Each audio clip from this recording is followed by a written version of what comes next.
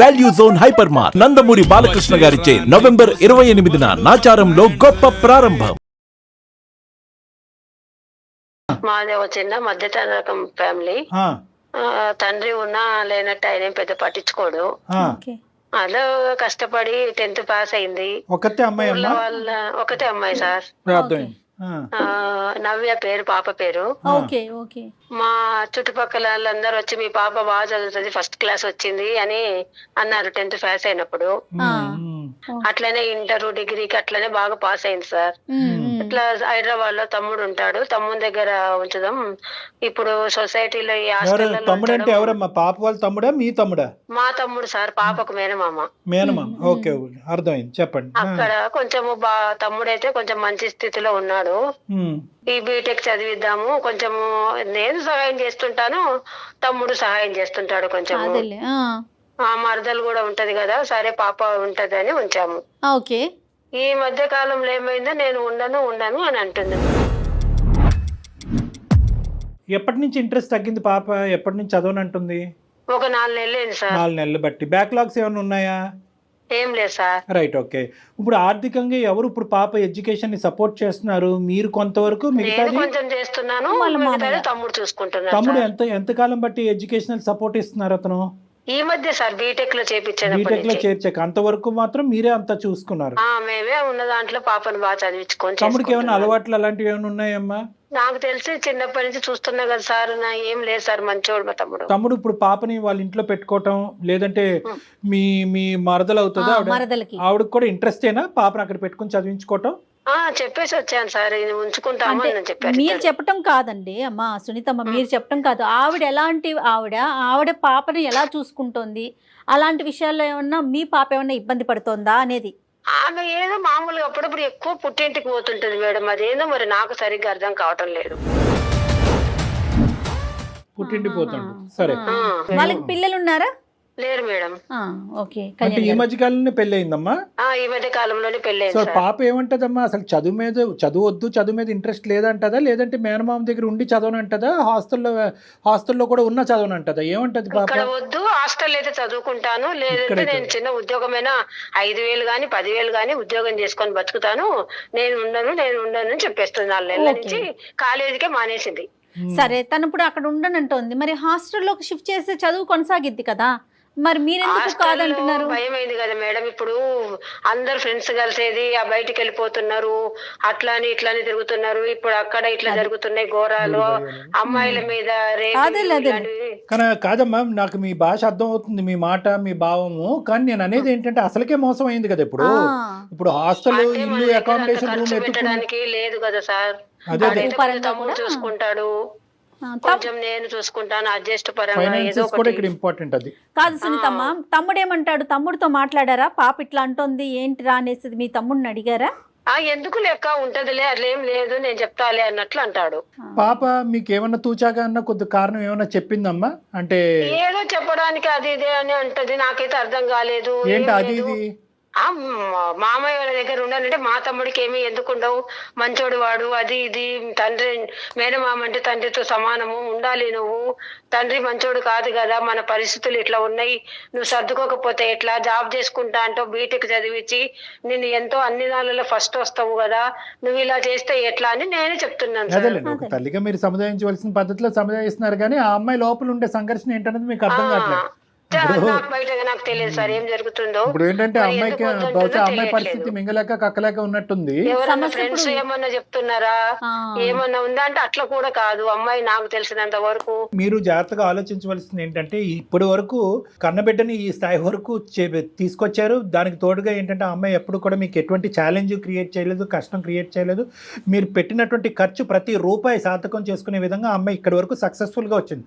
ఇప్పుడు ఎలా వచ్చిందంటే పరిస్థితి ఫైనాన్సెస్ వర్సెస్ చదివే మానేయటం. అంటే ఎంతవరకు మీరు చేసినటువంటి కష్టం అంతా బూడిదపాలు అయినట్టు. దానికి బదులు ఏంటంటే ఏ అప్పో సప్పో చేసి హాస్టల్లో ఉంచి చదివించడం. సరే, ఇవన్నీ వేరే విషయాలు. ఫస్ట్ ఆ అమ్మాయి మీకు చెప్పుకోలేనటువంటి కారణం ఏంటి, ఆ అమ్మాయి కలిగినటువంటి అంత బాధ ఏంటి, ఏకంగా చదువుకే గుడ్ బై చెప్పే పరిస్థితి ఎందుకు వచ్చింది అనేది మనం ప్రధానంగా కనుక్కోవాలి. ఒకసారి మాట్లాడదాం. పాపకి మీరు లైన్ కలపగలుగుతారా? మీరు మాట్లాడుతున్న వ్యక్తి మీ కాల్ ను హోల్డ్ లో ఉంచారు, దయచేసి లైన్ లో వేచి ఉండండి. హలో నవ్య. ఎక్కడున్నావు? నేను బయట ఉన్నామ్మా. ఎట్లా చదువుకుంటున్నావు? ఎట్లా ఉన్నావు ఇప్పుడు? నేను ఎట్లా అంటే ఏదో అలా చేస్తున్నా. ఎట్లా చదువుతున్నాను అట్లా అంటే చేస్తే ఎట్లమ్మా? ఇంత సేపు చదువుకొని ఇంత కష్టపడి నేను ఇంత పైకి తీసుకొని వచ్చి బీటెక్ వరకు తీసుకొస్తే అట్లా చదువుకుంటున్నా ఇట్లా ఉన్నా అంటావు ఏంటి అసలు? లేదమ్మా. చదువుకోకపోతే ఎట్లమ్మా? మన ప్రాబ్లమ్స్ తీరేది ఎట్లా? మన మధ్య తరగతి బతుకులం మనము. ఏదో ఆసరా అవుతామని కదా నేను కష్టపడి. మాట్లాడొద్దమ్మా అసలు ప్లీజ్. నాకు అసలు చదువు గురించి అసలు ఆ ట్రాఫిక్ ఎత్తుతున్నావు. ఏదో నేను అదేంటి అట్లా అంటున్నావు నవ్య? నేను ఏదో బ్రతుకుతాను, ఎక్కడో ఉంటాను, ఏదో చేస్తాను. అక్కడ ఇక్కడ తీసుకొచ్చిన డబ్బులు అప్పులు ఎట్లా కట్టుకోవాలి? లేదు, నేను ఇంతవరకు చదవాను, అది చాలు. నేను ఏదో చిన్న ఉద్యోగం చేసుకొని ఏదో ఒకటి చేసుకొని చేస్తే గానీ చిన్న ఉద్యోగం చేసుకుంటే బీటెక్ వరకు కష్టపడి సంపాదించడం ఎందుకు? ఎందుకు మా అమ్మ వాళ్ళ ఇంట్లో ఉండనని అంటున్నావు, హాస్టల్లో ఉంటానంటావు, లేదంటే ఉద్యోగం చేసుకుంటా అంటావు, చదువు మానేస్తా అంటావు, ఏవేవో కారణాలు చెప్తున్నావు ఈ మధ్యన.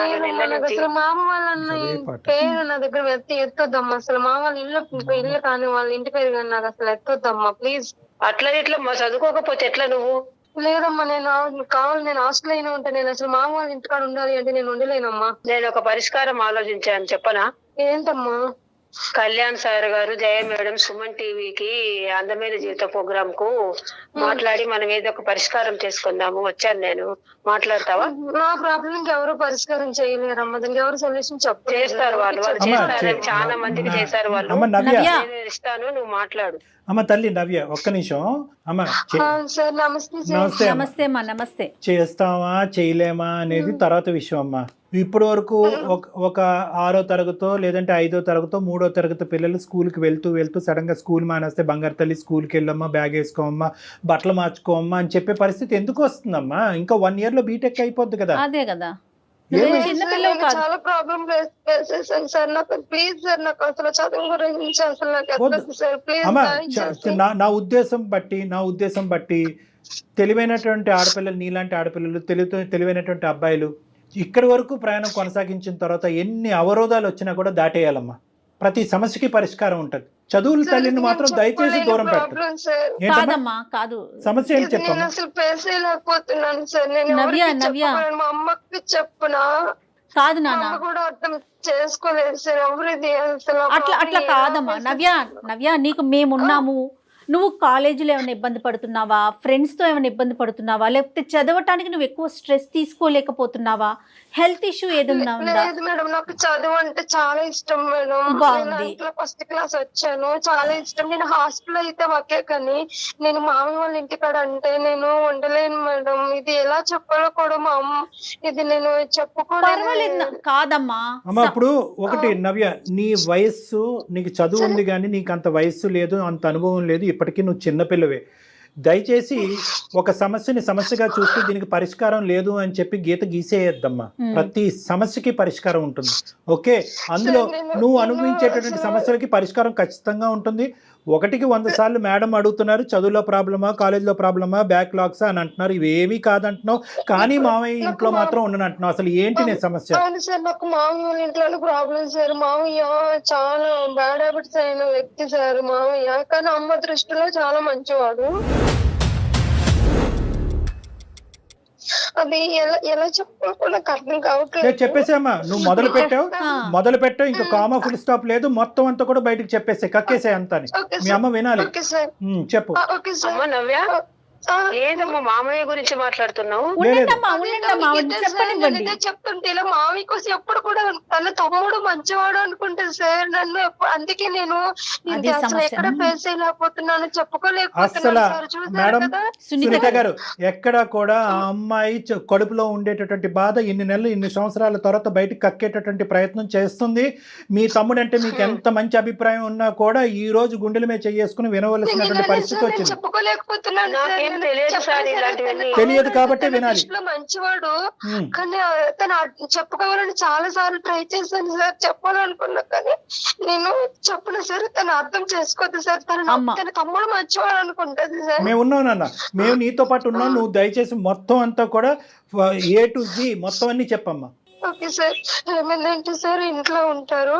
ఇంట్లో ఉన్నప్పుడు నేను స్నానానికి వెళ్ళినప్పుడు కూడా సార్ వాష్రూమ్ దగ్గరకు వచ్చి తొంగి చూస్తారు సార్. ఏంటి మామయ్య ఇలా చూస్తున్నారు అంటే ఏం లేదమ్మా ఊరికే వచ్చాను అంటారు సార్. నేను బెడ్రూమ్ లో పడుకున్నప్పుడు కూడా చాలా నా పట్ల అసభ్యంగా ప్రవర్తించారు సార్ చాలా సార్లు. మళ్ళీ ఇంకో విషయం ఏంటంటే నేను ఇంట్లో ఉన్నప్పుడు కూడా నన్ను వెనకాల నుంచి నన్ను ఆటేసుకోవడం కౌగిలించుకోవడం అసభ్యంగా ప్రవర్తించేవారు సార్ మా మామయ్య.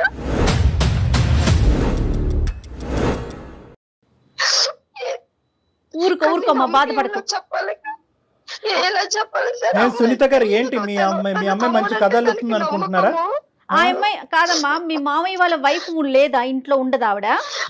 తను కూడా మేము ఏం చేస్తారంటే తను కూడా చాలా యూజ్ చేస్తారు మేడం. పాపం తన అత్త ఇంటికి వాళ్ళు పుట్టింటి వాళ్ళ ఇంటికి వెళ్ళిపోతే తను ఉన్నా సరే కానీ తన దొంగ చూపులు నా వైపు చాలా అసలు చాలా దరిద్రంగా నా పైన వచ్చి తనని టచ్ చేయడము అట్లా ఇలా చాలా నీచాతి నీచంగా ప్రవర్తిస్తాడు సార్ మ్యామ్ మావయ్య. కానీ అతను చూడ్డానికి బానే ఉంటారు అంత ఇది ఏమంటది మా అమ్మ లేదు అందరూ తన అంటే తను చాలా సార్లు నేను చెప్పడానికి ట్రై చేసినప్పుడు తన మాట ప్రవర్తన బట్టి తన తమ్ముడు అంటే అమ్మకి అంత నమ్మకం. కానీ అమ్మ ఒకటి నవ్య, అమ్మకి తమ్ముడు అంటే అంత నమ్మకం, మామయ్యకి కూడా ఏంటమ్మా అతని ఆలోచన? నువ్వు ఏం చెప్పినా పర్లేదు మా అక్క ఏమీ నమ్మదనే ధైర్యమా? అవును నేను చాలా సార్లు అన్నా అంటే తనకి తన అక్క నమ్ముతుంది కదా, తన తమ్ముడు అంటే అంత నమ్మకము కదా.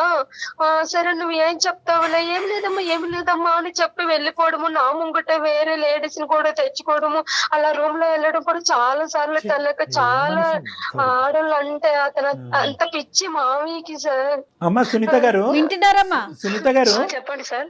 ఇప్పుడు ఇంత భయంకరమైన మనిషి అయినా కూడా అక్కడే ఉండమంటారా మీరు? లేదంటే ఇప్పటికీ కూడా మీ తమ్ముడిని మీరు వెనకేసుకుని వస్తారా? లేదంటే మీ అమ్మాయి ఏమైనా అబద్ధాలు కోరా? అలాంటి తమ్ముడు అని చెప్తే నా కళ్ళకి నీళ్లు కాదు రక్తం వస్తుంది సార్. తనను అంటే ఫ్యామిలీలోను గొడవలు చిన్నప్పటి నుంచి వాళ్ళు ఒక తల్లికి సంబంధించి ఒక తల్లికి పుట్టి ఉన్నారు. నేను తన బిడ్డగా వెళ్ళి వాళ్ళ రక్త సంబంధ బంధాలని గొడవలు వస్తాయి విడతీయకూడదు మామూలు ఎండేటర్ కూడా చెప్పి చూసాను సరే ట్రై చేశాను, ఎప్పుడు కూడా అమ్మ వినలేదు. కాదు సార్, ఎంత పొరపాటు చేశారమ్మా సునీత గారు, ఎంత పొరపాటు చేశారు. నా కూతురు చెప్తుంటే నాకు అసలు మైండ్ తిరిగిపోతుంది. ఏం మాట్లాడాలో కూడా నాకు మాట రావటం లేదు సార్. వినే ప్రయత్నం చెయ్యాలి కదా. తమ్ముడు అని తెలిసింటే వాడిని అక్కడే చంపేసిండేదాన్ని సార్. వద్దులేండి అమ్మా, ఈ చంపటాలు గింపటాలు ఇవన్నీ తీసి పక్కన పెట్టండి. కానీ అట్లీస్ట్ ఒక ఆడపిల్ల చంపడం కాదు సార్ అసలు అంత. సునీత గారు, సునీత గారు, నాకు అసహ్యం వేస్తుంది. సునీత గారు, అందు గురించి మేము 1కి 10 సార్లు చెప్తా ఉంటాం. మీ ఇంట్లో మీ అమ్మాయి మీకు దిక్కు, ఆ అమ్మాయికి మీరు దిక్కు. సో ఇక్కడ ఎవరు మగవాళ్ళు లేరు, పెద్దలు లేరు. మగవాళ్ళు అనేటటువంటి వాళ్ళు చూసేటటువంటి ఒక్క వ్యక్తి ఎవరైతే మీ భర్త పాప తండ్రి ఉన్నాడో అతను విచిత్రంగా ప్రవర్తించడం, బాధ్యత లేకుండా ప్రవర్తించడం విసుగు వేశారు. తీసుకున్నారు సార్ తమ్ముడు, ఏం చేసినా నమ్మరు అని. ఆసరాగా తీసుకున్నాడు.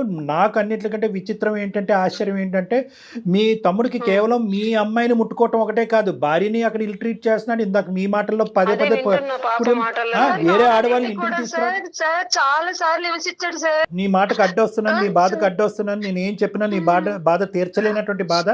కానీ అన్నిటికంటే దురదృష్టం ఏంటంటే, చదువుల తల్లి నీ లోపల ఉంది, నీ బాధకి చదువుల తల్లికి ముడిపెట్టేసావు ఇక్కడ. అది అందరికంటే బాధ. చదువు అంటే చాలా ఇష్టం సార్. నేను ఎప్పుడు హాస్టల్ చదువుకుంటా, హాస్టల్ వద్దు నువ్వు నా తమ్ముడు దగ్గరే ఉండాలి, సెక్యూరిటీ లేదు ఇలా లేదు ఇదే నాకు. అందుకే సార్ నేను ఇప్పుడు 4 months నుంచి నేను కాలేజీ ఎక్కట్టుకొని ఏదో చిన్న పని చేసుకొని ఉద్యోగం చేసుకొని నేను ఇలాగ ఇప్పుడు బయట చాలా ఇబ్బంది నేను పడుతున్నాను సార్ మా మామయ్య వల్ల. ఒకటమ్మా నవ్య, నువ్వు ఏదో చిన్న ఉద్యోగం చేసుకుంటావు, పెద్ద ఉద్యోగం చేసుకుంటావు కాదు, ఇంకో 3-4 years చదువుల లోకంలోనే ఉండవలసినటువంటి ఆలోచన, మనసు, తెలివితేటలు నీకు. నువ్వు ఒకటి గుర్తుపెట్టుకో, ఇది వాస్తవానికి చాలా చిన్న సమస్య, పెద్ద సమస్య కాదు. ఎందుకు అంటున్నానంటే, నువ్వు గొంతిప్పి మాట్లాడితే కనుక అమ్మని గట్టిగా పట్టుకుని నిలదీసి, అమ్మ నీ తమ్ముడు ఇలాంటి వాడు, నా మీద నీకు నమ్మకం లేకపోతే మీ తమ్ముడు భార్యతో ఒకసారి మాట్లాడితే కనుక మీ తమ్ముడు యొక్క క్యారెక్టర్ నువ్వు అలా చేయలేవు. నువ్వేం చేసావు అంటే కనుక అక్కడ ఒక కల్ప్రిట్ ని కాపాడుతూ ఎక్కడ అక్క తమ్ముళ్ళ యొక్క బంధం తెగిపోద్ది అనేటటువంటి భయంతో, బంధం కోసమే అదే కదా సార్ ఇటువంటి బంధం ఉంటే అట్లా ఆలోచించింది. బంధం ఉంటే ఏంటమ్మా ఊడిపోతానేంటి? ఇక్కడ నీ చదివే ఊడిపోయేటట్టుంది. ఇక నీ చదువే ఊడిపోయేటట్టుంది. ఇంతకాలం కాయ కష్టం చేసుకుని మీ తల్లి ఇంత కష్టపడి చదివించింది. ఇదంతా చూస్తున్నటువంటి వాడి అడ్వాంటేజ్ తీసుకున్నాడు. అరే వీళ్ళ ఇంట్లో మగదిక్కు లేదు, నేను పెడితేనే తిండి, నేను పెడితేనే కాలేజ్ అన్నట్టుగా వాడు రెచ్చిపోతున్నాడు. ఒకే కడుపును పుట్టినటువంటి ఇద్దరు పిల్లలు అవటం అనేటటువంటిది ఎంత వాస్తవమో, మీ ఇంటికి వచ్చినటువంటి వేరే ఆడపిల్ల బాధపడుతూ పుట్టింటికి పదే పదే వెళ్ళిపోతుంది అనేటటువంటి దాని దగ్గర నుంచి అసలు మీ తమ్ముడి యొక్క క్యారెక్టర్ ఏంటి అనేది మీకు అర్థం అవ్వాలి. రెండోది ఏంటంటే, వినండి, గమనించలేకపోవటం కాదు, మీ ఇంట్లోంచి వచ్చినటువంటి వాళ్ళు దేవుళ్ళు అని ఊహించుకునే మనస్తత్వం నుంచి దయచేసి మీలాంటి ఆడవాళ్ళు బయటకు రావాలి. రెండో అంశం ఏంటంటే, మీ అమ్మాయి 1-2 సార్లు మీరే ఇంతకు ముందు ఫోన్ కలపక ముందు మీరు ఒక మాట అన్నారు, ఏదో ఊహించుకుంటుందండి, మేనమామ గురించి ఏదో చెప్తుందండి, ఏంటి ఆ భ్రమలేంటి, ఆ ఆలోచనలు ఏంటి, ఆ ఊహలను. అంటే ఏంటంటే, మీ గోటి తల్లులు ఇటువంటి ఆడపిల్లలు చాలా సున్నితమైనటువంటి అంశాలు ముందుకు వచ్చి ఇక్కడ మీ తమ్ముడనే చెప్పట్లేదు, ఇటువంటి సమస్యలు ఎదురు. ఒక నిమిషం నవ్య, ఇంకో విషయము అంటే అది నా తమ్ముడు చాలా మంచి బాగా సెటిల్ అయ్యాడు. నా తమ్ముడు చాలా కోటిస్ఫైడ్ అయ్యాడు. నా తమ్ముడు వెనకతనే చాలా మంది పడతారు. నా తమ్ముడు అసలు ఎవరి వైపు కన్నెత్తి చూడడు. అది చాలా అదేలే ఈవిడ ఇలా మార్కులు వేసుకుంటూ పోతే కనుక నేను చెప్తే ఏం నమ్ముతారేంటనేది. సునీత గారు, మీలాంటి ఆడవాళ్ళు ఎవరైనా ఉంటే కనుక వాళ్ళందరికీ నేను చెప్పేది ఏంటంటే, ఇలాంటి ప్రవర్తన ఇంటికి తీసుకెళ్లి ఆటో డ్రైవర్ చేయొచ్చు, కింద ఉండేటటువంటి వాచ్మెన్ ప్రవర్తించవచ్చు, లేదంటే కాలేజీలో ఉండేటటువంటి ట్రైనర్స్ ప్రవర్తించవచ్చు, లేదంటే మన ఇంట్లో ఉండి మనం మెప్పు పొంది మన మనుషుల్లాగా ఉండేటటువంటి వాళ్ళు కూడా చేయొచ్చు. ఇవి చేసేటప్పుడు యూజువల్గా ఏమవుతుంది అంటే కనుక, ఇందాక నవ్య ఒక చాలా ఇంపార్టెంట్ పాయింట్ చెప్పింది, ఎందుకంటే ఇటువంటి కేసులు నాకు కల్లోలుగా వస్తాయి కాబట్టి నేను చెప్తున్నాను. ఆడపిల్లలు ముందుకొచ్చి చెప్పే లోపలే మీరు అవతల ఉండేటటువంటి కల్ప్రిట్కి మీరు మార్కులు వేసేస్తారు వాళ్ళకి. ఆ తమ్ముడు వాడు ఆజానుభావుడు, వాడు అది ఇది, వాడికి ఇంత కాకపోతే అంతమంది వాడి వెనకతలు ఫాలో అవుతారు. అలాంటి అందరూ గొప్పగా మాట్లాడేటటువంటి వ్యక్తికి నువ్వు నెగిటివ్గా మార్కులు వేస్తున్నారని చెప్పి ఈ అమ్మాయి నెగిటివ్గా మార్కులు వేయకముందే మీరు ఈ అమ్మాయి నోరు కట్టేస్తారు. ఇది మీరందరూ చేసేటటువంటి దీనివల్ల కాదు కళ్యాణ్ గారు, దీనివల్ల చెప్పాల్సిన వాళ్ళు అసలు చెప్పలేకపోతున్నారు. సో అక్కడ ఏమవుతారంటే, అక్కడ ఒక విధంగా బాధపడుతూ ఉంటారు. వాడి చేతుల్లో వాడికి తెలుసు 600 100 ఇక్కడ కావాల్సినటువంటి మార్కులు ఇక్కడ మెప్పు పొందేశాం కాబట్టి ఈ అమ్మాయి వెళ్ళి చెప్తే కనుక ఏదో పిచ్చిది, ఏదో లేనిపోని కబుర్లన్నీ చెప్తుంది అన్నట్టుగా అనుకుంటారు. అక్కడ అక్కైనా తల్లి అయినా తండ్రి అయినా ఎవరైనా కూడా ఈ మాటలు కొట్టి పారేస్తారు. ఇదే 2 సార్లు పిచ్చిదవుతుంది. నా చేతుల్లో అబ్యూజ్కి గురైనటువంటి ఈ అమ్మాయి పిచ్చిదవుతుంది, మళ్ళీ వాళ్ళ అమ్మకి చెప్పుకుని రెండోసారి పిచ్చిదవుతుంది. అందరూ ఈ అమ్మాయిని ఏకాకి చేస్తారు అనేటటువంటి ఉద్దేశంతో ఇలాంటి అబ్యూజ్ అనేటటువంటిది కంటిన్యూస్గా సమాజంలో నడుస్తూనే ఉన్నాయి. దీని మీదే చాలా అఘాయిత్యాలు జరుగుతున్నాయి. కాబట్టి ఫస్ట్ ఆఫ్ ఆల్ ఏంటంటే, ఒకటే మాట అంటారు, టెక్స్ట్ బుక్ ఆఫ్ సైకాలజీలో ఒకే మాట అంటారు. ఏంటో తెలుసా, మీరు ఆ సమస్యకి పరిష్కారం చెప్పలేకపోయినా కూడా ఎవరైనా బాధితులు వచ్చి మీతో చెప్పుకునేటటువంటి పరిస్థితి ఉంటే దాన్ని ఫెసిలిటేట్ చేయండి అంటారు. అంటే ఏంటంటే, వాళ్ళు ఏదన్నా మాట్లాడినండి, అర్థం పద్ధం లేకుండా మాట్లాడినండి, విచిత్రంగా మాట్లాడినండి, మీరు 100-200 మార్కులు వేసేటటువంటి ఒక మగాడి మీద వేలెత్తి చూపెట్టేటటువంటి అన్నానండి, మీరు వినండి. ఫస్ట్ మీకందరికీ కనిపించే ప్రపంచం ఒకటి, ఇలాంటి ఆడపిల్లలు అనుభవించేటటువంటి ప్రపంచం ఒకటి.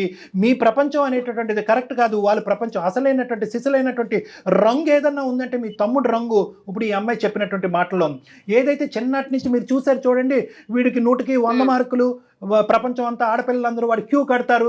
వాళ్ళందరి మాటలు వింటాం కాదు. మీ తమ్ముడి యొక్క భార్యని నిలబెట్టి అడగండి, నీ కూతురు నిలబెట్టి అడగండి, అది మీ తమ్ముడు. మీ మరదలు నెక్స్ట్ బాధితురాలు, ఆ అమ్మాయిని కూడా ఇక్కడ కూర్చోవాలి.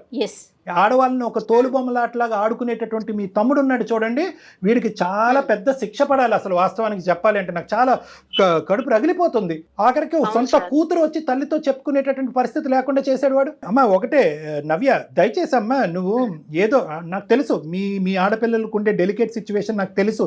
అబ్యూజర్ని కాపాడేటటువంటి మనుషులు 10 మంది ఉంటే కనుక విక్టిమ్ తరపున మాట్లాడేటటువంటి వాళ్ళు ఒక్కరు కూడా ఉంటారు. కర్మ ఇటువంటి ఈ రోజు ఆ సమాజంలో ఉన్నాం మనం. అమ్మ విన్నారా సునీతమ్మ, ఎంత అఘాయిత్యం జరిగేది కాదు. విన్నాం మేడం. ఏం చెప్పాలనుకుంటున్నారు మరి ఇప్పుడు? మైండ్ అంతా ఇదైపోయి అసలు నాకు ప్రాణం ఇదైపోతుంది.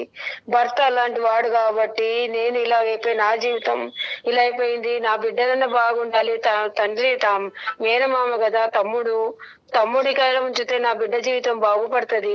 ఈ మధ్య తరగతి బతుకులు ఇట్లా అయిపోయింది ఇలా ఆలోచించుకున్నాను సార్ నేను. అదేలేండి, తమ్ముడి వల్లనే ఇలాంటి వస్తుందని కళ్ళలో కూడా ఊహించుకోలేదు నా తమ్ముడు ఇలాంటి వాడు అని చెప్పేసి. ఫస్ట్ ఆఫ్ ఆల్ ఏంటంటే, ఒక తల్లిగా డెఫినెట్గా మీ బాధ కూడా నాకు ఇది ఏంటంటే మీరు ఒక హాస్టల్లో పెట్టామంటే హాస్టల్లో పిల్లల యొక్క సంరక్షణ లేదండి, వాళ్ళు బయటకు పోతారు, మగవాళ్ళు వాళ్ళతో విచిత్రంగా ప్రవర్తిస్తారు అనేటటువంటి మీరు ఈరోజు పులిబోన్లోకి తోశారు మీ అమ్మాయిని. అవును సరే, ఇవన్నీ నవ్య ఒక్కటమ్మా, అంటే నువ్వు మాకు చెప్పినంత వరకేనా ఇంకా ఏమైనా జరిగినాయి అమ్మా? సార్ నాకు అందుకే భయంకరంగా నా జీవితాన్ని నా ఇంటి చేతుల్లో బలైపోయేటట్టుంది. మావి నన్ను ఇంకా వదిలిపెట్టేటట్లు లేరని సరే నేను ఇంకా మావి ఇంట్లో నుంచి బయటకు వచ్చాను. తొందరగా బయటకు వచ్చావు. ఊరుకున్నాడమ్మా, అతను ఏం చేయలేదా? ఒకటే టార్చర్, నువ్వు మావి దగ్గర ఉండాలి కానీ నువ్వు అక్కడ ఉండి చదివి. అందుకే నాకు చదువు అంటే నాకు చాలా ఇష్టం సార్, కానీ ఇంక ఇంట్రెస్ట్ పోయింది. అందుకే కదా సార్ వాడు నన్ను అడుగుతున్నాడు సార్, ఏమని? ఎందుకు పాప రావటం లేదు, ఎందుకు వస్తలేదు, ఎందుకని ఫోన్ చేసి నన్ను సతాయిస్తున్నాడు. కాదు, వాడికి ఇంకొక దుర్మార్గమైన ప్లాన్ ఉంటుంది. బ్రేకింగ్ న్యూస్ నేను చెప్తున్నాను వినండి. పదే పదే మీ ఆ అమ్మాయిని కొట్టి ఇంట్లోంచి బయట పంపించేస్తున్నాడు అంటే కనుక ఇల్లుని ఖాళీ చేస్తున్నాడు వాడు కావాలని. ఇల్లుని ఖాళీ చేసి నవ్యని లూప్లోకి లాగుతున్నాడు వాడు. ఫైనల్ గా వాడు ఐడియా ఏంటంటే అక్కడ తెగదెంపులు చేస్తాడు, అక్కడ విడాకులు చేస్తాడు. అక్క నీ కూతురు నేను చేసుకుంటాను అంటాడేమో కూడా. అవును, నేను ఆ మాయలోనే ఉన్నా కాబట్టి ధరిస్తాడు కూడా వాడు. మరి అమ్మ ఇప్పుడు మీరు చేయవలసింది ఏంటంటే, ఇప్పుడు ఇక్కడ పెద్ద పాత్ర మీకుంది మేడం సునీత గారు, చాలా పెద్ద పాత్ర ఉంది. కుటుంబపరమైన పాత్ర ఉంది, ఒక తల్లి పాత్ర ఉంది, ఒక అక్క పాత్ర ఉంది, సామాజిక పరమైనటువంటి చాలా ముఖ్యమైనటువంటి పాత్ర ఉంది. ఎందుకంటే వీడికి ఇక్కడ ఫుల్ స్టాప్ పెట్టకపోతే కనుక వీడు ఇంక ఇలాగే కంటిన్యూ అవుతాడు, చాలా మంది జీవితాలతో ఆడుకునేటటువంటి ప్రమాదం ఉంది. కాబట్టి మీతో పాటు మేము ప్రయాణం చేయడానికి రెడీగా ఉన్నాను. వినండి ఒక్క నిమిషం. మీ మరదల తరపున ఇప్పుడు ఫస్ట్ టైం మిమ్మల్ని మా తరపున సుమన్ టీవీ అందమైన జీవితం తరపున మేము మిమ్మల్ని రిక్వెస్ట్ చేస్తున్నాము, మీరు మీ మరదల తరపున నిలబెట్టడానికి ట్రై చేయండి. మీ మరదల తరపున నిలబెట్టడానికి ట్రై చేయండి. ఇప్పుడు వరకు మీరు ఏమన్నారు, అక్కడ ఏం గొడవ జరుగుతుందో నాకేం తెలియదండి, ఊరికే ఆ అమ్మాయి పుట్టింటికి పోతుందంటే అక్కడ ఏం మామూలు విషయం జరగట్లేదు, చాలా భయంకరమైనటువంటి అరాచకాలు జరుగుతున్నాయి. ఆ అమ్మాయి ఎన్నో తన కళ్ళ ద్వారా చూసుంటది. ఇన్ఫాక్ట్ నీ కూతురికి సమస్య కూడా ఆ అమ్మాయి కళ్ళతో చూసి అటు మాట్లాడలేక ఇట్లు మాట్లాడలేక ఇంట్లో కళ్ళు మూసుకుని కూర్చోలేక ఇంట్లోంచి పారిపోతుంది. కాబట్టి మీ మరదల తరపున నిలబడండి. ఆ అమ్మాయి వీడికి విడాకులు ఇవ్వటం కాదు, మీరు కూడా ఇలాంటి దుర్మార్గుడితో తెగదెంపులు చేసుకోండి. బహుశా వీడికి ఇంకా ఏమైనా ఇలాంటి అరాచకాలు ఉంటే కనుక వాడితో మేము ఫోన్లో మాట్లాడి నిలదీసేటటువంటి ప్రయత్నం చేస్తాం. కావాలంటే ఇక్కడికే పిలిపిస్తాం. ఒకప్పుడు వాడు ఏమైనా తప్పు చేశాడు, దీనికి మించినటువంటి తప్పులు చేశాడు, ఇది కూడా తప్పే, దీన్ని క్షమించడానికి లేదు. ఇది అబ్యూస్ కింద వస్తుంది, సెక్షువల్ అబ్యూస్ కింద వస్తుంది, ఇది చట్టరీత్యా నేరం, దీనికి కూడా వాడు శిక్ష పడాలి. ఈ శిక్ష పడేటటువంటి క్రమంలో నా తమ్ముడు నా తండ్రి అన్నట్టు మాత్రం మీరు కాపాడకూడదు వాడిని. 10 మంది జనాలు ఉయ్యాలి వాడిని, ఆడవాళ్ళందరూ ఉయ్యాలి వాడిని. మీరు మాకు సపోర్ట్ ఇస్తే కనుక మీతో పాటు మేము ఉంటాం. నవ్య కూడా సాక్ష్యం చెప్పడానికి తన పడినటువంటి సపోర్ట్ ఇస్తున్నాను సార్. అయితే ఈ సందర్భంగా ఇంకొక విషయం తల్లి సునీతమ్మ, ఇప్పుడు పాప అక్కడ ఉండనంటుంది కాబట్టి, హాస్టల్లో ఉంటానంటుంది కాబట్టి, ఏమా మీరు ఎంతవరకు సపోర్ట్ చేయగలరో మీరు అంతవరకు చేయండి. మిగతా సహాయం సుమన్ టీవీ తరపున మేము ఉంటాము. ఏమా సో పాపని అమ్మా నవ్య నీ చదువు అసలు ఆగిపోవటానికే వీళ్ళే తల్లి. అమ్మ రెక్కలు ముక్కలు చేసుకొని నిన్ను ఇక్కడ దాకా తీసుకొచ్చింది. నువ్వు నీ బీటెక్ ని కంప్లీట్ చేసి మంచి జాబ్ తెచ్చుకొని సెటిల్ అవ్వు. వాళ్ళ అమ్మగారు వచ్చారు కాబట్టి సరిపోతుంది. నేను ఇదే మాట పదే పదే చెప్తున్నానండి. రాకపోతే ఆ పిల్ల పరిస్థితి ఏంటి, తన జీవితం ఏంటి? మన దాకా వచ్చింది కాబట్టి మీరు ఒక సలహా ఇచ్చారు. నవ్య ధైర్యంగా ఉండాలి. ఓకే ఓకే అమ్మా. సునీతమ్మ చెప్పండి, జాగ్రత్తగా ధైర్యంగా ఉండండి. తర్వాత ఏం చేద్దాం అనేది డాక్టర్ గారు మళ్ళీ మాట్లాడతారు, మీతో మాట్లాడతాను. అసలు దాన్ని బట్టి ముందుకెళ్దాం. ఇమీడియట్ గా మీ అమ్మాయిని మీ దగ్గరికి రప్పించుకోండి, ఆ అమ్మాయిని ఓదార్చండి. ఆ అమ్మాయిని కొంతకాలం కావాలి అంటే కనుక కొద్ది లీవ్ కానీ హాలిడే కానీ తీసుకుని ఆ అమ్మాయి కొద్ది తేరుకున్న తర్వాత మనోధైర్యం వచ్చిన తర్వాత కావాలంటే మళ్ళీ కాలేజీకి పంపిద్దరు కానీ. ఏమ్మా? రైట్. Okay sir. కాదు కళ్యాణ్ గారు, ఎవరిని నమ్మాలి ఎవరిని నమ్మకూడదు, అడుగడుగున ప్రతి చోట ఇదే సమస్యను చూస్తున్నాం కదా. ఇంట్లో వాళ్ళు ఇదే పరిస్థితి, బయట వాళ్ళు ఇదే పరిస్థితి. అందరూ సానుభూతి పరులు కాదు మేడం. అది మనం అర్థం చేసుకోవాల్సింది ఏంటంటే, సానుభూతి చూపెడుతూ మన వెనకతలు గుంటలు గొయ్యలు తవ్వేటటువంటి వాళ్ళు మన చుట్టూరే ఉన్నారు అనేది ఒక అనుమానంతోనే ఉండటం అనేది మంచిది. ఎస్పెషల్లీ వయసు వచ్చినటువంటి ఆడపిల్లలు, చదువుకుంటున్నటువంటి ఆడపిల్లలు ఉన్నటువంటి ఇంట్లో. Plus number 1. నెంబర్ 2 ఏంటంటే, మన సమస్యలు నా అనేటటువంటి వాళ్ళు చెప్పుకోవాలని చెప్పి తిరుగుతూ ఉంటాం చూడండి. ఆ నా అనేటటువంటి వాళ్ళు మన సమస్యలు చూసి మనకు నిజంగా స్వచ్ఛమైనటువంటి స్వానుభూతి పరులా ఉన్నారా, లేదంటే ఆస్తి గురించో లేదంటే ఇలాంటి ఆడపిల్లల గురించో ఒక వల వేస్తున్నారా అనేటటువంటి కనువిప్పుతో ముందు చూపుతో ఉండటం అనేటటువంటిది ఈ రోజుల్లో చాలా మంచిది. ఈ వేదికగా ఇటువంటి ఆడపిల్లలు ఎవరైనా కూడా ఈ ప్రోగ్రామ్ చూస్తూ ఉంటే కనుక వాళ్ళందరూ మనకు చెప్పేది ఏంటంటే, నీ ఒంటి మీద చేయి పడితే నీ అనేది ఏమీ లేదు, గొంతిప్పి మాట్లాడండి. ఫస్ట్ ఆఫ్ ఆల్ అది నేర్చుకోండి. నేను మాట్లాడితే కనుక ఇంకా శత్రువుని నేను పెంచుకుంటానేమో, ఉండేటటువంటి బంధాలని విచ్ఛిన్నం చేస్తానేమో అనేటటువంటిది మీ చిన్న బుర్రతో పెద్ద ఆలోచన చేయొద్దు. ఎందుకంటే కనుక అబ్యూజ్కి మించినటువంటి సమస్య శిక్ష ఏమీ లేదు. అంత భయంకరమైనటువంటిది అది. దానికి కొంతమంది ఆడపిల్లలు సూసైడ్ వరకు వెళ్తూ ఉంటారు. నవ్య లాంటి ఆడపిల్లలు చదువు మానేస్తారు. ఇంకొంతమంది ఆడపిల్లలు ఇంట్లోంచే పారిపోతూ ఉంటారు. ఆ పరిస్థితులు తీసుకొచ్చే ప్రయత్నం చేయకండి. నా అన్న నీ అన్న మీ ఒంటి మీద ఎవడన్నా చెయ్యేస్తే కనుక గొంతిప్పి మాట్లాడండి. మీ మాట వినిపించేంత వరకు మీరు ధర్నా చేయండి అంతే. ఎగ్జాక్ట్లీ. నమస్తే కళ్యాణ్. నమస్తే.